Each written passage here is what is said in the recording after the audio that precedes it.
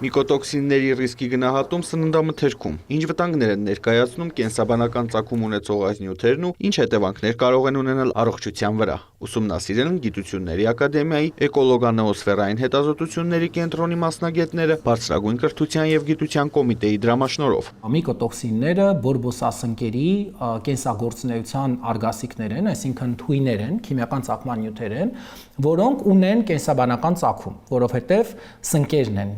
դրանց արտադրում։ Սննդամթերքում բորբոսասնկեր են առաջանում, եթե այն պահվում է ոչ պատշաճ պայմաններում։ Դրանց արտադրած տոքսիններն էլ կարող են վտանգել մեր առողջությունը։ Ուստի կարևոր են ռիսկերի գնահատումն ու սննդամթերքի մշտադիտարկումը։ Այս հետազոտությունը նորարարական հետազոտության մեթոդ է,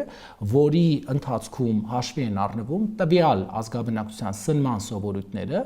եւ սննդամթերքը նմուշարվում եւ փորձաքննության ենթարկվում է տվյալ ազգաբնակչության սնման սովորույթներին համապատասխան։ Միկոտոքսինների թիրախային մթերքներն են ընդեղենը, չրերը։ Հացը ևս եղել է գիտնականների հետազոտության թիրախում։ Հստակ պետք է տարանջատենք, որ օրինակ ալերային հիմքով մթերքների պարագայում կամ հատիկեղենի պարագայում մենք ունենք շատ ավելի հաճախակի սպառում։ Եթե մեր ազգաբնակչության ճնշող մեծամասնությունը նշել է, որ շաբաթական մեկ անգամ բրինձ կամ հնդկաձավար է օգտագործում, ապա նույնատիպ պատկեր մենք չունենք բնականաբար չրերի կամ ընկուզեղենի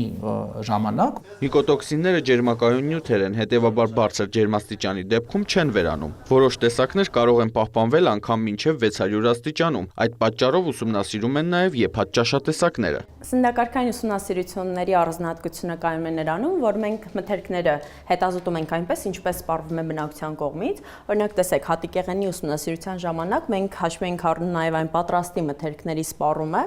որոնց պատրաստման ժամանակ մեր բնակիչները օգտագործում են այդ հատիկեղենը։ Միկոտոքսինները կարող են ազդել լյարդի երիկամների վրա։ Ապացուցված է, որ դրանք ունեն նաև քաղցկեղածին հատկություններ։ Հետազոտության ընթացքում միկոտոքսիններ հայտնաբերվել են հիմնականում քիչ սպառվող սննդամթերքում։ Արամ Մարանդյան, Էդգար Դավթյան, լուրեր։